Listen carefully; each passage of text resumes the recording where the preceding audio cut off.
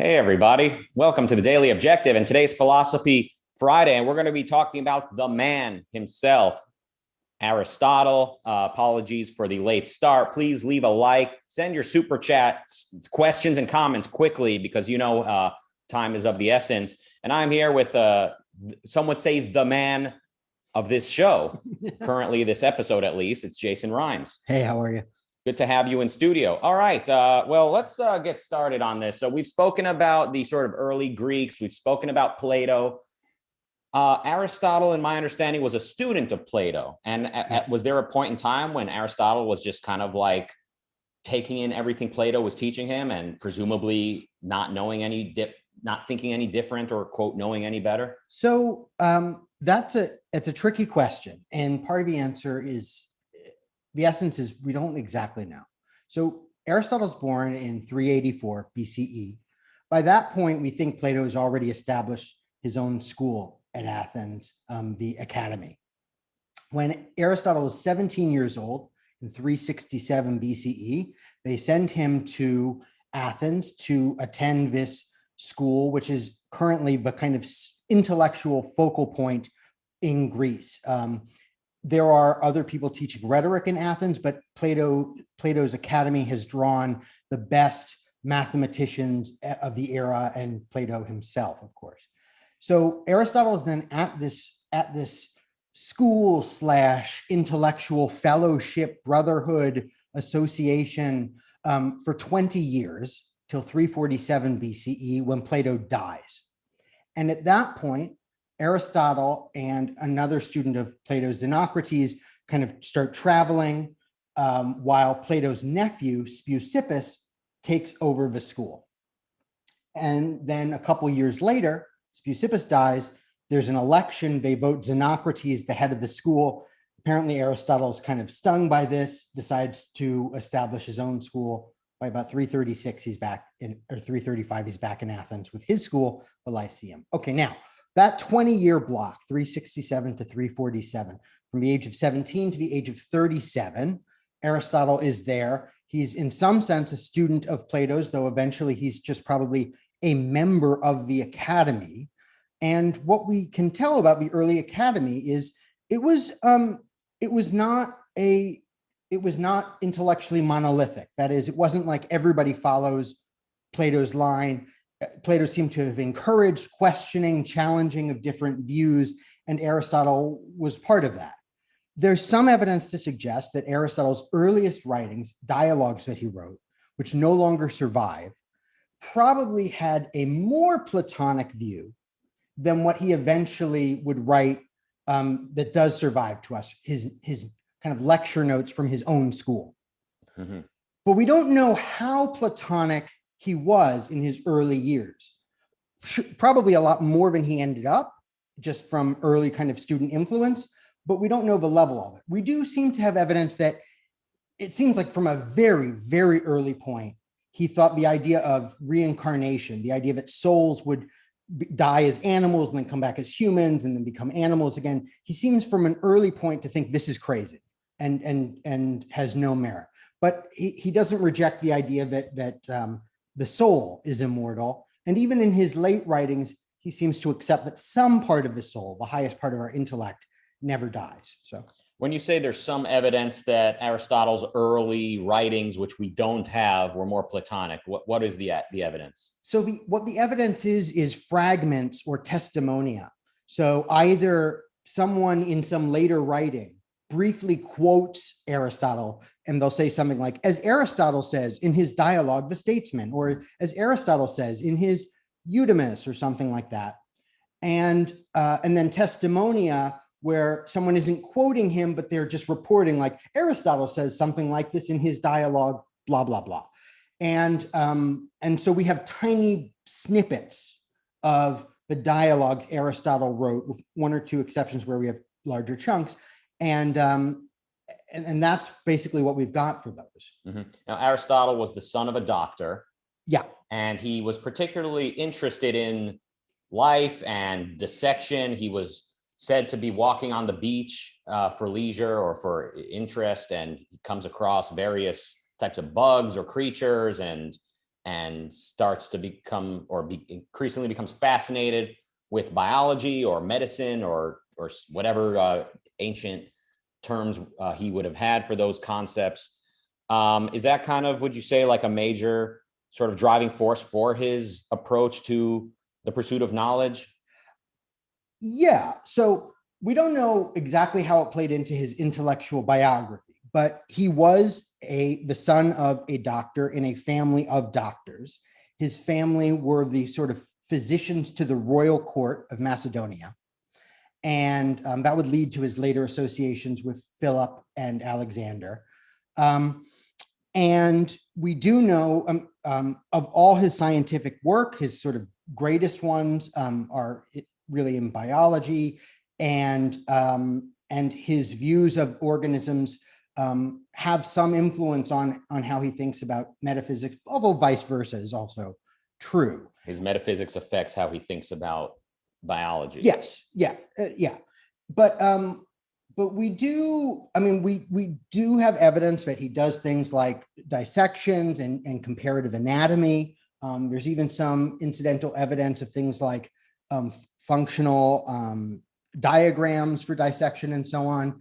And then there's, and we certainly know that during those 12 years when he's not in Athens, between Plato's death and when he establishes his own school, we know some of the places that he goes to and some of the observations that he's doing. So he does an incredible amount of research in marine biology on the Isle of Lesbos, this lagoon. And we know that because some of the observations he makes could only have been taken there. Plus we have biographical evidence that suggests that he was there. So it's this nice conjunction of, oh, the biological evidence and the biographical evidence concord nicely.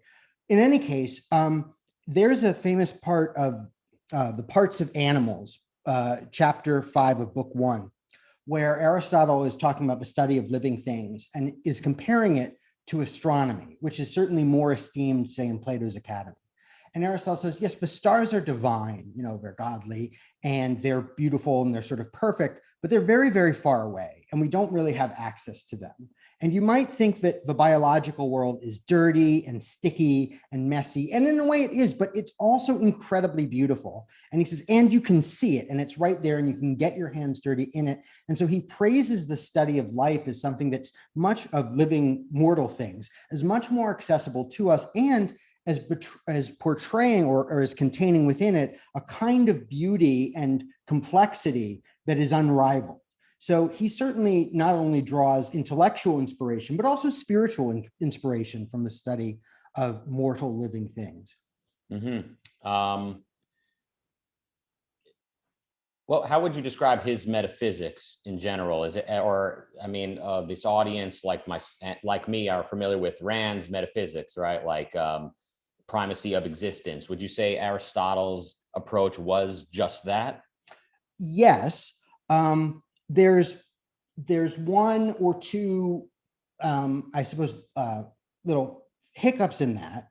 So Aristotle doesn't have, and the Greeks at this time don't have an integrated sort of concept of consciousness. It's very clear that he rejects any kind of view that would put sort of mind over reality. And he's aware of some views that start to do that, like Pythagorean relativism. And he's really vociferous and brilliant in his refutation of them. And I'd refer people to chapter 5 of book Gamma of the Metaphysics for some of that. And then there are other places where he considers similar types of things. So he is sort of implicitly primacy of existence. It's always sort of the world is the way it is, so we have to kind of know it. The one limitation, I would say, is that part of the primacy of existence is an acceptance of the identity of consciousness. And quite apart from the fact that he doesn't have an explicit concept of consciousness, there's also a way in which, at least for part of consciousness, Aristotle is a little wobbly on the kind of identity of it. So when you talk about the highest level of consciousness, what he calls nous, and not just nous, but agent intellect, agent nous, the part of our intellect that sort of chooses what we're going to be thinking about, say. That's a later Aristotelian way of putting it. For that thing, he sees a kind of tension between it doing what it does on the one hand and it having a sort of full out identity with a material basis. So for example, Aristotle thinks that the highest level of intellect can't have a bodily organ. Why not? So it can't be the heart, or it can't be the brain, or anything else. Well, he thinks if it did, then as that organ became affected by the environment, it would affect what you think. So, and he quotes this line from Empedocles, which is, by fire they think fire, by water they think water. And he thinks this is totally messed up. He thinks it's fine if this is true about perception. When the organ, like let's say the environment is watery and it makes your eye watery and you see water, that's fine. You want the world to make you perceive what you perceive, but you don't want the world to make you think what you think. If that were the case, then when you were drowning, you wouldn't think about going for air, right? Or you wouldn't be able to think about a cheese sandwich while you're drowning, which you can't. So the idea of the fact that we can think about anything at any time seems for him to suggest that there's a certain way in which consciousness can't have a sort of material substrate or underlying kind of thing, and lacks identity in a certain way. And he also thinks of God as consciousness conscious of itself being conscious, or thought thinking thought, which also would be, that would go kind of against Rand's notion that consciousness conscious of nothing but itself is a contradiction. And for Aristotle, consciousness conscious of nothing but itself being conscious is sort of the highest level of being, but it's rather unique. So those are the exceptions, but on the whole, in the deeper spirit of primacy of existence, that existence exists, it's absolute, it's eternal, it will always be here and always has been here, and that we just have to try to know it, that Aristotle is really the intellectual father of. So the way this kind of story plays out in my mind is like Aristotle sets out to take Plato's floating philosophy and kind of ground philosophy in reality, but because of Aristotle's kind of what he was lacking, what he was missing, he ends up sort of back in a Platonic place in some ways. Like there's this God which has this sort of primacy of consciousness aspect to it, or that in some ways thoughts are superior to existence or to sense perception. And I guess my question is that true in your opinion? And also, was Aristotle lacking what Rand offers? In other words, if Aristotle read Rand, do you think it would have changed him, or is that naivety on my part? Maybe he would have read Rand like many of today's intellectuals do, and still not agreed with it, and ended up with that level, same skepticism, or that same kind of primacy of consciousness that he ends up with. I think I never know how to answer that sort of question. It's tricky, but I can use it sort of as an occasion for talking. As I see it, that question is something of an occasion for describing why Aristotle thinks what he thinks. Why does he what's leading him to think things different from Rand? What's different about her context?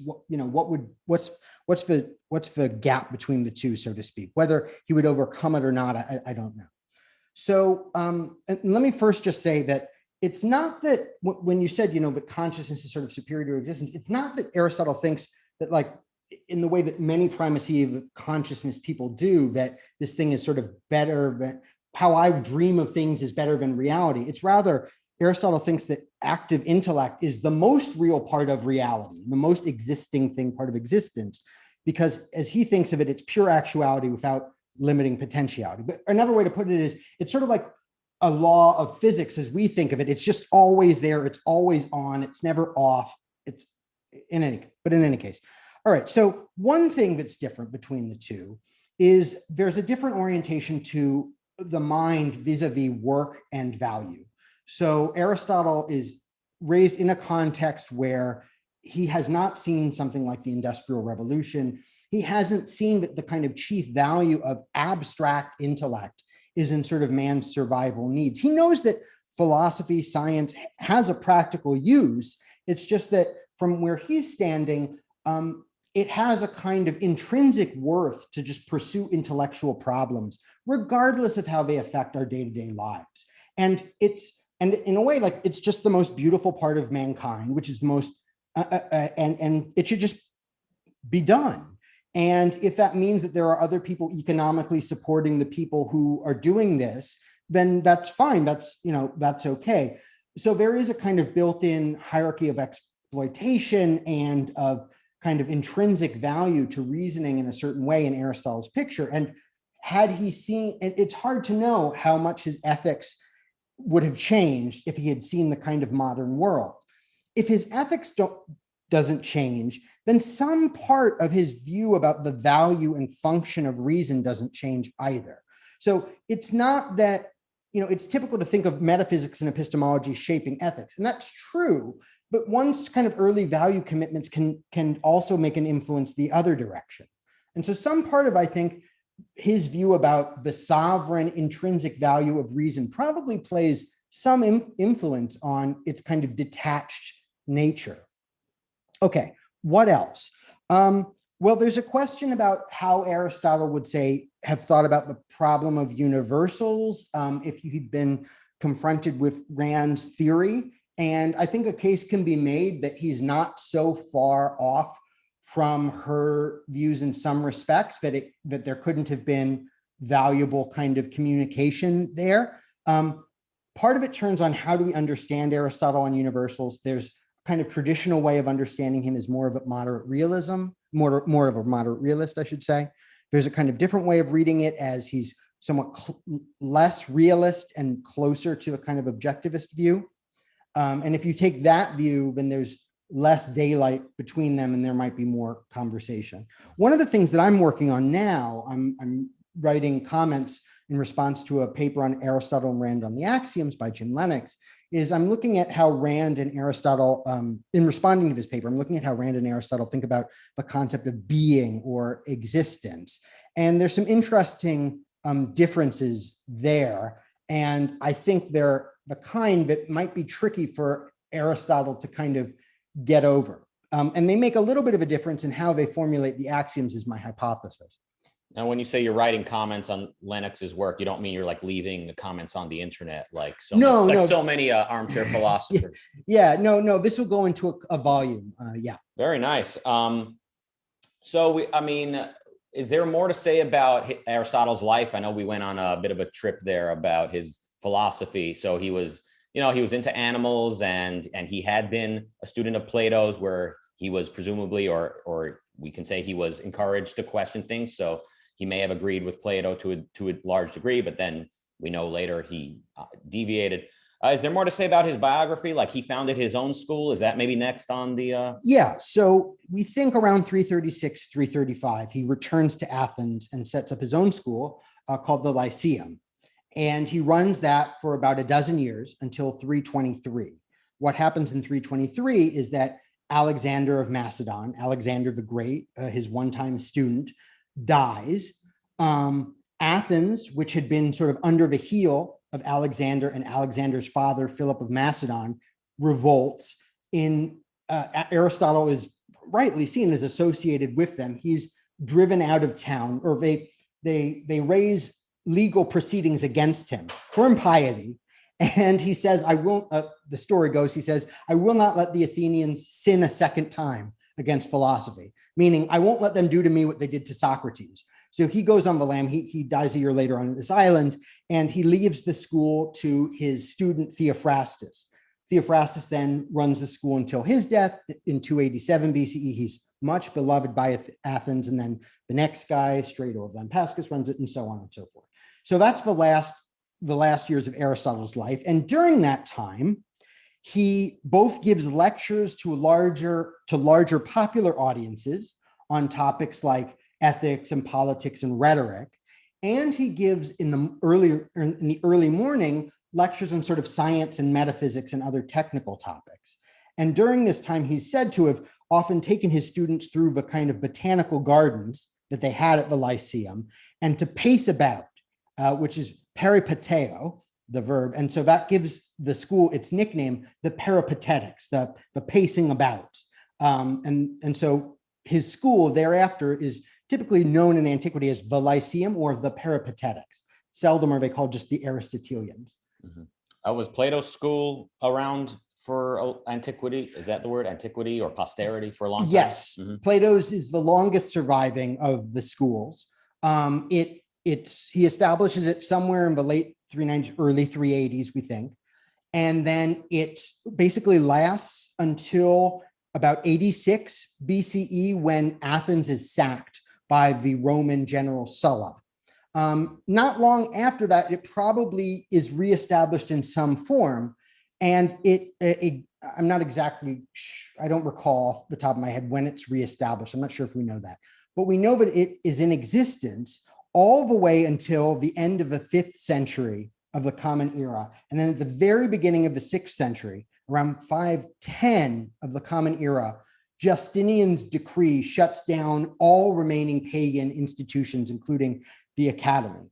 And so like the remaining 7 pagan philosophers still running Plato's academy, they briefly go to a foreign court in the East. Some of them come back after that, but that's the official end of the institution. So the institution as a kind of organization lasts an incredible amount of time, as much as, say, the Oxford University.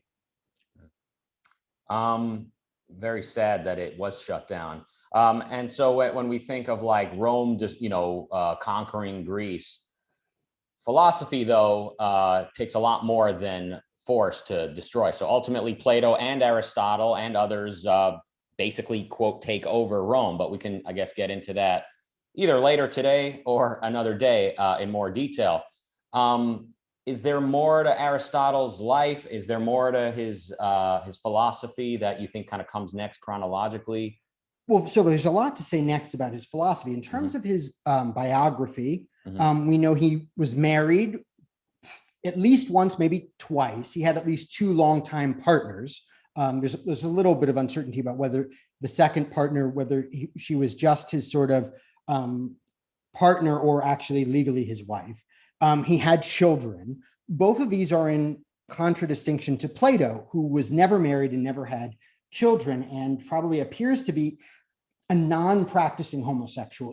That's a guess. We don't really know, but that's what the evidence suggests. He left at least 1 love poem to a man.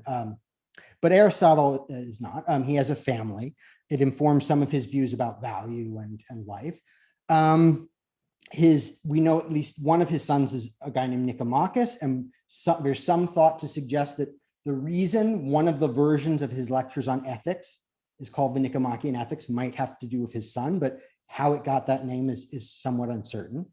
I think I started saying, but let me just clarify that in those 12 years when Aristotle is running a school, he circulates among the members of the school, particularly the ones taking the technical things, lecture notes or outlines.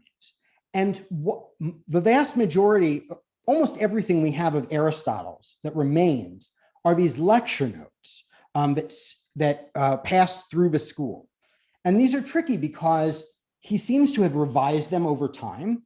So sometimes in a given work, like his work on politics, you'll see different strata. So one part of it will look like it's maybe from earlier, and then another part might look like it's from later, and then things will change. So sometimes it's hard, there'll be bits that don't seem to gel perfectly. And some people will say these are in contradiction, they must be from different periods. And other people will say, other scholars will say, no, they're perfectly consistent. That's no evidence of different time periods. And even if he was revising his views, we don't know if he revised them from A to B or from B to A, although sometimes there are reasons to suggest it. So it leaves us in a really tricky position where it's very, very hard to take different parts of his surviving work and lay them out chronologically with respect to one another, or even to take all of their internal parts and say that. Now, there are some exceptions. So there are parts of his work, the metaphysics, where he's talking about Plato's theory of forms or ideas. And in some of the books of the metaphysics, in talking about it, he goes, now we say that the ideas are blah, blah, blah. And that we, that first person plural, seems to suggest he's still a part of the academy when he's writing this. But in other books of the metaphysics, he talks about, now they say, yada, yada, yada. And when he does it, he differentiates between Plato and Speusippus and Xenocrates a little bit. And many scholars have taken that to suggest, oh, this is something he's writing later when he's got his own school and he's talking about the academy members as them rather than us. But it's not entirely clear if that's exactly what's happening. Is his view of concepts? Like, is his answer to Plato's problem of universals that the concept or the idea is sort of within the object? Is that basically right? More or less. So it's only with Aristotle, not with Plato, that you could even really, if you're being fussy, call it the problem of universals. Now, just for simplicity's sake, you can say it's the same philosophical problem. It's one of the problems of one over many. And it's the big one, as Plato puts it in his dialogue, the Philebus. There are other ones like, how is my hand and my body one, and things like that, because I'm a man, so is my hand a man? No, right? But the real question is, how is it that we call many different things X when they're all different from one another, but they're all the same with respect to being X, right? That's the real problem. So Aristotle's answer is the katholu, which translated into Latin becomes the universal.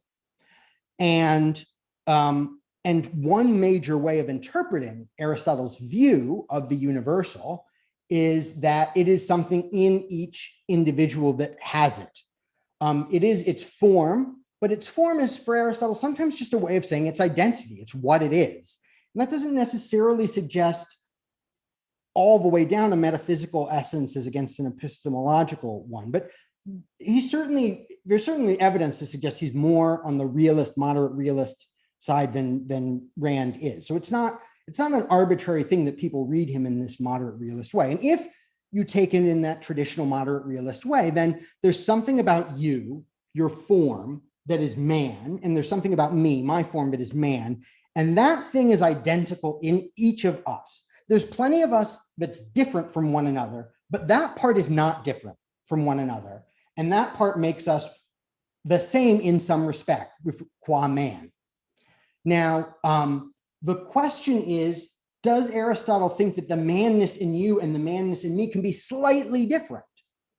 Well, he does think that the animal in birds and the animal in quadrupeds can be slightly different, but varying in the more and the less. Or he thinks that the birdness in eagles is one thing, and it's very similar to the birdness in pigeons, but it's not identical. And yet, both of them are determinations of a determinable. Something like measurement omission. It's some value, but a value, but any value within a range. So it's clear that he seems to think that this is true about species with respect to genus. It's not clear, it's very unclear whether he thinks this is true about individuals with respect to species. So in other words, man with respect to animal is some of any, but Tully or Jason, Rucka or Jason with respect to man might have to be an identical thing, like a postage stamp. It's not totally clear. Interesting. And then his ethics was basically just do what good people do. Is that like kind of, you know it when you see it, or am I oversimplifying? Well, that's not wrong. But there's a sense in which any ethics says you should do what good people do. And any sensible ethics does say, that children start by imitating parents and other adults, and the better the examples, the better, all things being equal, for their ethical development. Doesn't guarantee it, but it's a better start. But it doesn't get, That said, so what Aristotle has in his ethics is ultimately there's something of what we think of as a circularity problem for Aristotle. So virtue, or the virtues of habit, the virtues that are ethike. So there are two kinds of excellence or virtue for Aristotle. Excellences of habit and excellences of thought. Excellences of thought are when you just use reason itself correctly. So you have knowledge about the world, you're good at reasoning about what to do, that's practical reason. Ethics of habit, or virtue, excellences of habit, are doing the right things for the right reasons and feeling the right way about them habitually. So this is, they have to do with the part of the soul that listens to reason when you act and feel. Now, in that domain, what you want is to not go to excess or to deficiency in some domain. So you want to, for example, feel the right amount of fear for the right reasons at the right times. You don't want to feel too much fear or too little, right? And what defines what the right amount is? Well, it's identified by practical reason, phronesis. And phronesis is an intellectual virtue. So now you say, okay, how does phronesis pick the mean? What's its standard for picking the mean? Now, in Rand's system, it would be something like, what are the survival needs of man qua man? But Aristotle doesn't quite put it that way. For Aristotle, whatever is going to be the best thing is going to be the kind of thing that is part of a thriving human life. But part of a thriving human life is to have virtue. And then so the question is, well, which one is virtue? The one that leads to a thriving human life. So you get this circularity, and what fills it in is sort of, well, look at what the best people around you do. What would they do? What would Solon do in this situation? What would Socrates do in this situation? So it gets a little fuzzy. And Aristotle seems to think that ethics, as against one of the more precise natural sciences, is going to be a little fuzzy about this. So that's the sense in which there's a place where it bottoms out in that kind of recommendation of, what would a Howard Rourke do, rather than having an explicit standard that you could stand back from it and kind of apply. And then in politics, did his whole view of politics revolve around the role of intellectuals? So like slaves are fine because they do manual labor while thinkers can think. That's kind of what I picked up from earlier about. So very sadly, Aristotle does defend slavery in his Politics, and he defends it. He defends at least a notion of natural slavery, where natural slavery is the enslavement of those whose disposition by birth is so as to be good at sort of manual labor, but not really good at thinking and planning on their own. And he imagines that for those kinds of people, there is a kind of symbiosis between them and people who can do planning for them. Now, I think that's not really true about members of the human race who are born healthy and with normal abilities. But Aristotle seems to think that that's the case for large swathes of mankind, and it's a lousy view. But if you think about, there's not really much about this argument I want to defend at any level. I think you can say something like, look, if you think of somebody who's born with intellectual disabilities, it's not. There are cases where their parent or guardian will retain guardianship over them for the rest of their life. Right? They will never have the same autonomy as someone born without these significant sort of handicaps. And if you think, well, that makes sense that they need that help, then you could start to see how Aristotle could think that if there are these people who are like this, it makes sense that there are people telling them what to do. But the problem is that it's not the case that we see that huge swaths of mankind are like this by any means. So it's still problematic. We got some super chats, awesome. Most of which are not questions. Marilyn, thank you. Thank you, Free Trade. Thank you, Jonathan Honig. And Apollo Zeus says Dr. Jason Rheins and a emoji of a brain. Marilyn then asks, did any Aristotle-related ruins or relics to be visited in Athens for those going to the student conference next spring?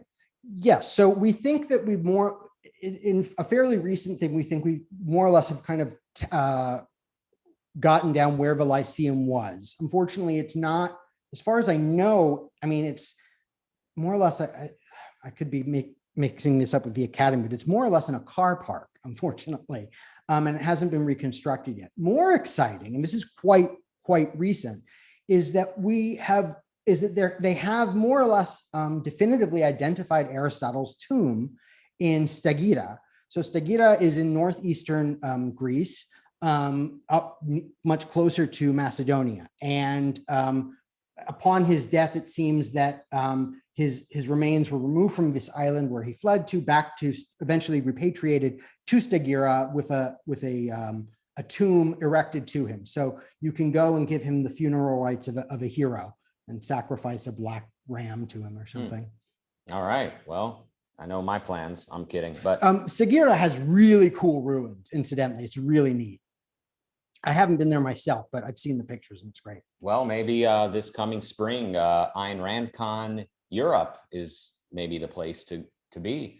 Enric asks in the super chat, is there an insight possible that Aristotle had in madness, dogness, etc., had to what developed into geneticism? Oh, yeah. So Aristotle is, when he's thinking about essences or form.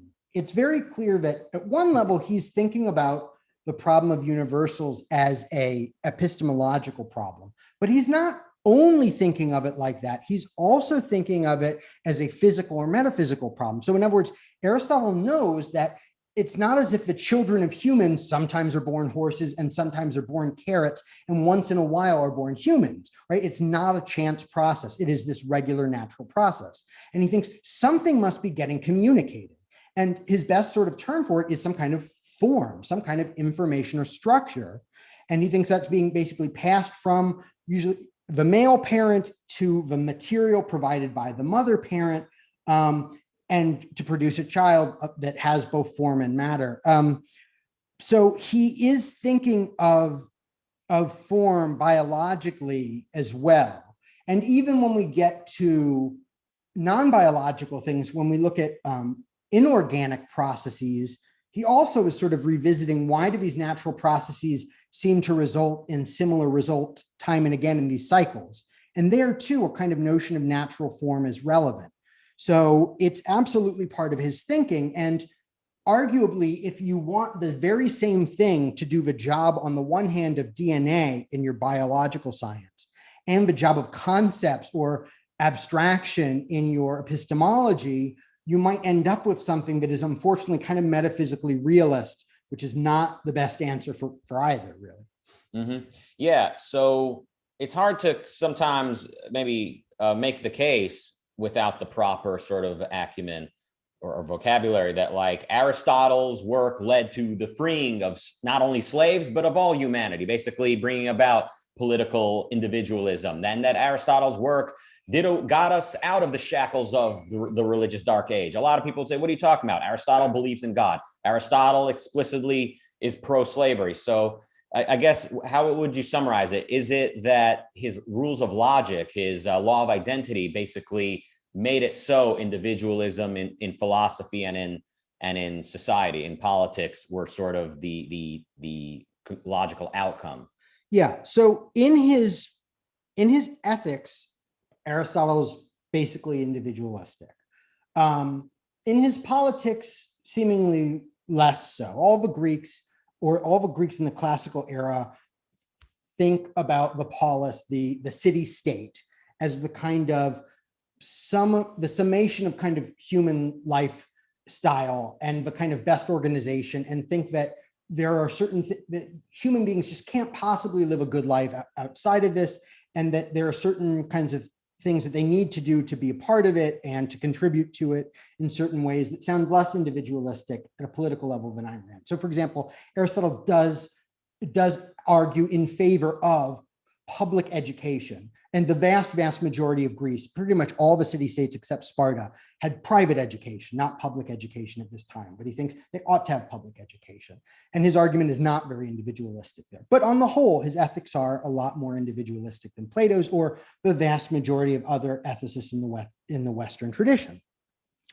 I would say that some people say that Aristotle's certain parts of his political theory, like the rule of law and of kind of a notion of what makes a law reasonable or objective, leads then in Cicero's development of republicanism and later to a theory of rights and so on and so forth. I don't know how much you can credit to Aristotle, although there are some seeds of some good stuff there. But I would say that on the whole, the best thing in Aristotle is his epistemology and the kind of core parts of his metaphysics. Look, that kind of the world is made of individual entities, not abstractions, that we begin from the senses and then build up through reason to reach abstractions inductively. All of that, that we use the laws of logic to check ourselves, all of that, I think, is the very, very foundations of a proper kind of view about how to use the human mind. And so it's in the deepest and most abstract levels that I think he's really the father of enlightenment and scientific revolution. And it's in that respect that I think he gives men and women the means to prove that women can think like men can think, and that human beings are all made of the same stuff, more or less intellectually, and so on and so forth. So that's the level at which I think Aristotle's contributions are so fundamental that they are sort of at the base of almost all the good stuff that Western civilization eventually delivers upon. They are a check to our kind of worst Platonic instincts, and they are a better instinct towards a better kind of way of thinking about the universe and knowledge than any other. I actually want to ask, when you say Platonic instincts, are you being literal? I mean, do you not literally instincts, but I've wondered, is this a default like of human beings because we kind of come into existence without any guidance? Do we kind of sort of automatically, like subconsciously, start to attribute conscious attributes to nature, to objects, and to elements? Is that kind of a naturally occurring thing, or is it the result of superstitious thinkers who teach us to think this way? You know, I used to think that some amount of primacy of consciousness, or some amount of, of animism, of just of extrapolating onto the out of the external world, the internal world, had to be a kind of default step in human intellectual development. And I even sort of say something like that in that metaphysics chapter in that companion to Rand. But I've come to doubt that a little bit more simply for this reason. It's true that our first experience of sort of cause and effect that is sort of self-evident to us is the way we make ourselves do something, right? Not the way, so in that sense of agency, of I choose to do this, so it happens. And so you might think that my model of how that happens in the world is, well, the volcano's angry and that's why it's blowing up or something like that. But even that perspective, I'm making this happen because I want to do it, even that requires fairly abstract concepts that very, very primitive people probably do not have explicitly. So I suspect that there's a stage, and there might be some evidence, at least in one very primitive culture that we have, that they don't even have that. They don't even have a supernatural primitive level. They just have a level of fear and confusion to a certain extent, and very limited explanatory power at all. And at that point, the next step, would it have to have some amount of overcompensation into kind of animism? I don't know. I think that when I said Platonic instinct, I didn't literally mean instinct. I simply mean that Platonism is one of the enduring kind of habits or enduring kind of strands of Western intellectual thought and history. And you continuously see people reverting back to it. And sometimes in certain periods, it's an ascendancy in the West, and in other times, an Aristotelian or later more Kantian one is in ascendancy. Yeah, I mean, I see these patterns in my own mind. If I wake up in the middle of the night and everything's jumbled and I'm kind of forgetting that everything has a context. And I've wondered, is that from a religious influence in early life, or is that just kind of the default when you don't have you're not in focus? So this is an ongoing question. So I thought I would raise it. I don't think it's either. I think when you kind of wake up from a dream or kind of jumble or sleep paralysis or something like that, I think there's some seconds before you're actually in your right waking mind. And it's something more akin to very, very, very limited temporary insanity. It's not insanity, but it's very, very limited, temporary, non-normal cognition. So in those moments, I don't think any of the stuff that's coming out of your head is your considered judgment as a waking human adult. So I don't think of it as, well, what's my context here? I think it's just, it's all jibber jabber because you're not fully awake yet. I didn't mean like a few seconds. I meant more like if I'm awake for an hour in the middle of the night and I'm sort of, and I'm not being entirely rational in my own thoughts about. So that's kind of what I've been wondering about. And this is an ongoing thing to revisit in my life. Christopher with 279 Canadian. Thank you for that. Thank you. Any follow-ups on that? We got literally several minutes left. If that, we have a question from last week we could take. Might as well try, but let's try to answer this briefly. Dim hypothesis. The question goes, why did the Roman Republic, M1, have constitutionally protected rights for free citizens, whereas in the Athenian democracy, Socrates was democratically murdered by the city council? Kind of like, how could an M1 culture like Rome protect rights more than the supposedly integration-based Athens? I mean, let me just say, I'm not like, I have my doubt. I don't really understand what it means to call a culture, M1 or it's not that I don't have any sense of what Leonard Peikoff is getting at with that, but I just have questions about it. But in any case, yeah, look, you can have a basically healthy culture or healthy sort of for its time and context that hasn't yet developed all of the technology, including the political intellectual technology, so to speak, of rights that a later society has. So we're talking about a difference of at least 200 to 300 years. And it's not as if in the Roman Republic, the notion of rights are sort of hammered out and the way that they are sort of in 17th century English law. It's not there yet by any means. You have conscription, you have prescriptions, you have all kinds of crazy stuff. So, I mean, but it's limited. But the simple answer is that I imagine you can talk about a culture being healthy in certain respects at any given time, and it's still limited to how far along in the progress of development it is.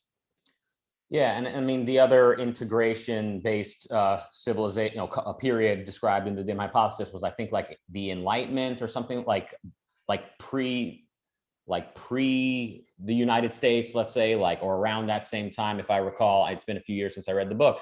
So basically a time when women, let's say, were not really given, not afforded any political equality. Whereas today we can have a D1 or a D2 culture where women are obviously their rights recognized to a much larger degree. So you can always nitpick and find an instance and say, how can you say this culture is better than that one when in some ways that's not true? So I think the question itself is a little bit misguided, I suppose. No, I mean, I understand the question or the confusion. I see where it's coming from. Let me, I wanted to say one thing you mentioned earlier when you mentioned Aristotle and God. So Aristotle's notion of God is the most sort of unreligious view you could have about God and still have a God in your picture at all. So if you look at the Enlightenment, so many of the members of the Enlightenment had what they call a deistic view.